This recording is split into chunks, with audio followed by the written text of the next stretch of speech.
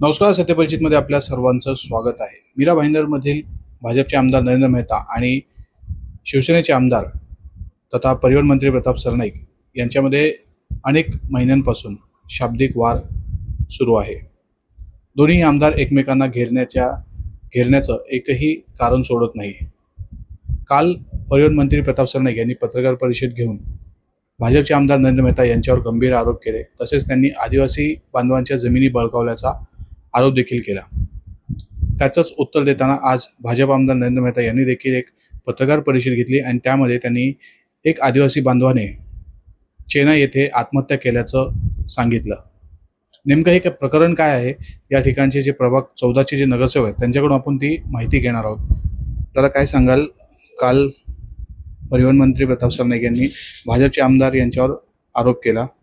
त्यानंतर त्याचं उत्तर देताना आज भाजप आमदार यांनी पत्रकार परिषद घेतली आणि त्यांनी एक माहिती दिली की चेन्नईतील एक आदिवासी बांधवाने तिथे आत्महत्या केली आहे आणि त्या ठिकाणी तुम्ही गेले होते आणि तिथे तुम्हाला प्रवेश नाकारण्यात आला. नेमकं काय प्रकरण आहे आणि नेमके हे जे आत्महत्या केलेली आहे याचं नेमकं कारण काय?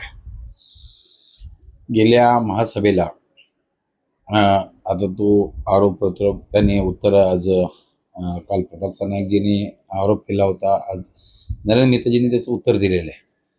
पण मी गेल्या महासभेला एक विषय घेतला होता की ज्या ठिकाणी चायना गाव आहे त्याच्यामध्ये एक वाड्याचा पाडा म्हणून गाव आहे.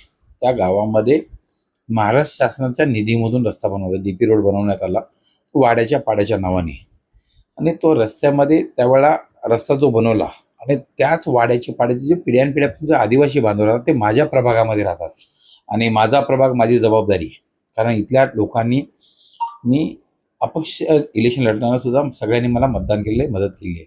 पण त्या ठिकाणी बिहाईंड कंपनीचं जे हॉटेल चालू आहे त्या हॉटेलवाल्यांनी आणि त्यांचे जे काही कोणी मालिक असतील, जे काही कोणी ओनर आहेत त्या लोकांनी त्या आदिवासी बांधवाला त्या गावच खाली करून चायनाच्या पुढच्या बाजूला जिथे मँग्रोव्ज आहे तिथे मातीचे भराव करून त्याच आदिवासी जागांनी अनधिकृतरित्या म्हणजे तिथे डबल माळ्याची घरं बांधली. त्या ठिकाणी अनेक पत्रकार, अनेक लोकांनी तक्रारी केलेल्या आहेत. मला वाटतं त्या ठिकाणी नोटीसही पाठवलेली आहे. त्या अनधिकृत नोटीस पाठवल्यामुळे ती घरं पडतील की काय या भीतीने आणि या टेन्शनमध्ये आणि त्यांचं काय आर्थिक देवाणघेवाण पण काय त्यांना देतो असं सांगितलं होतं. त्यांचा काय प्रकार झाला हा चौकशीचा भाग आहे. पोलीस त्यामध्ये चौकशी करेलच. पण एक माणसाने ती आत्महत्या केली. म्हणजे आपण शहराच्या विकासाच्या नावाने रस्ते बनवतोय, पण तो रस्ता वाड्याच्या पाड्यातल्या आदिवासीसाठी की स्वतःच्या प्रोजेक्टसाठी आहे हा माझा प्रश्न आहे. आणि गेल्या महासभेमध्ये जी चौकशी लावावी असं मी माननीय महापौरांना गेल्या वेळा विनंती केली होती महासभेद्वारे आणि यावेळाही विनंती केली.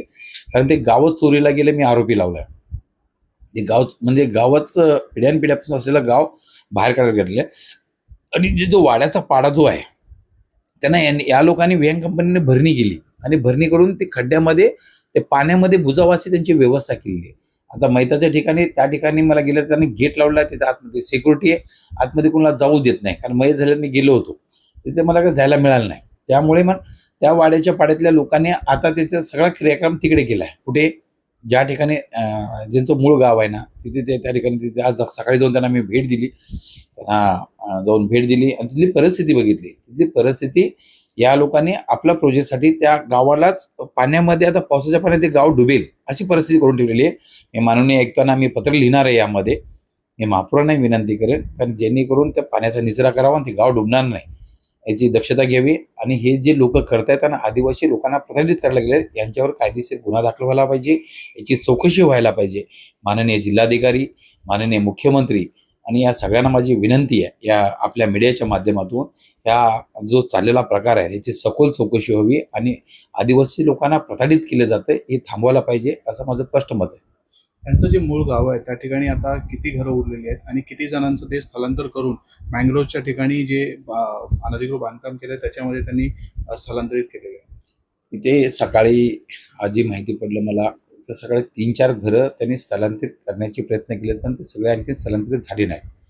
आणि हे महापालिकेने मँग्रोव्हमध्ये बांधलं असल्यामुळे, आणले गेलं असल्यामुळे, अनेकांच्या तक्रारी असल्यामुळे तर घाबरून लोक तिथे जायला तयार नाहीत.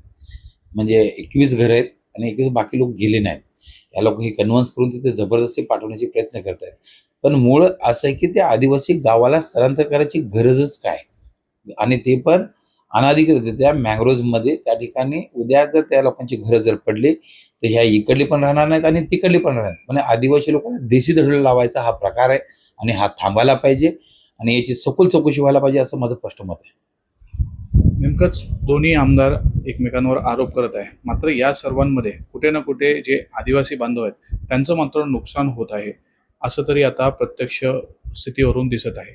या सर्व आरोपांमध्ये जर तपास झाला तर नेमकं सत्य काय आहे ते समोर येईल.